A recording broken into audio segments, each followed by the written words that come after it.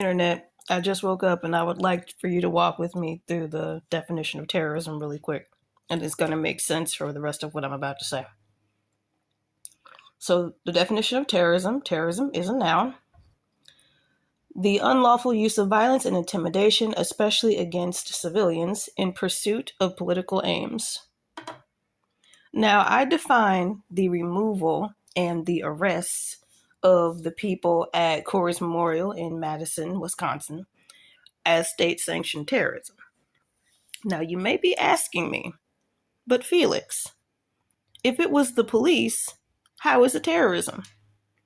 Well, my answer to you is that an institution created to be slave catchers is only created for terrorism. Now, that's going really far back. Now, let's come here to today. What is stopping the police from being held accountable for the violence that they do?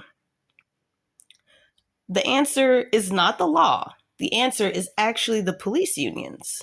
The police unions that got the quantified immunity that they all have now are the reasons why police officers are not held personally accountable for the things that they do and the crimes that they commit. Tamir Rice was the last time we saw that, where the family was able to take the police officer himself to court, and they won in civil court. That was the last time we saw that I know of. Feel free to correct me.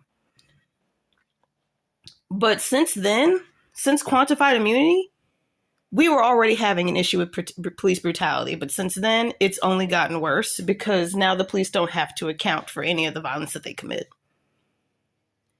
George Floyd could have just been another drop in the bucket.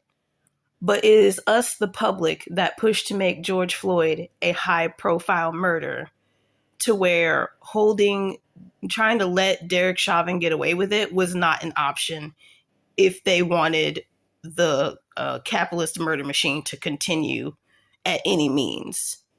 And a lot was already shut down due to COVID. People were already scared and uncertain and all this here.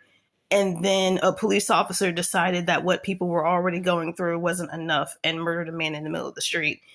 And we showed up to show out and turn that motherfucker upside down. That's what happened. Philando Castile also had a big turnout. Remember Philando Castile? Yeah.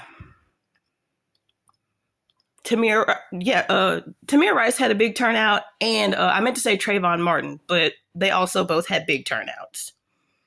It is us as the people who want to push for an actual civilized society that don't let these state-sanctioned armed gangs get away with literal, actual murder.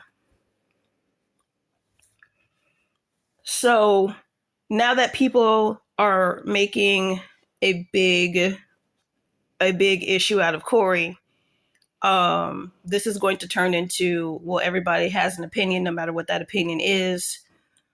I remember at some point Candace Owens talked about George Floyd. So if we can get anybody high profile like that to talk about Corey, then that turns it into a bigger high profile.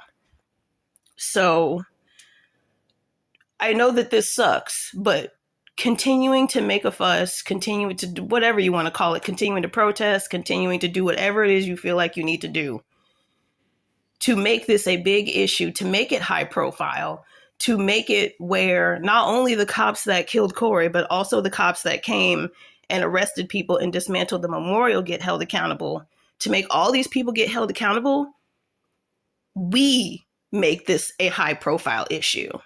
We've done it before plenty of times, and we can do it again. And we will.